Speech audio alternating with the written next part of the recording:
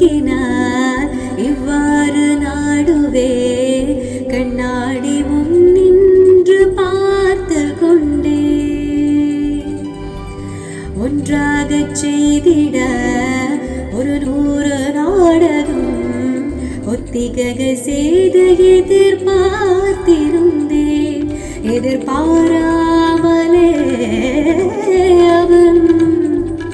எதிர்பாராமலே அவன் பின்னிருந்து வந்த என்னை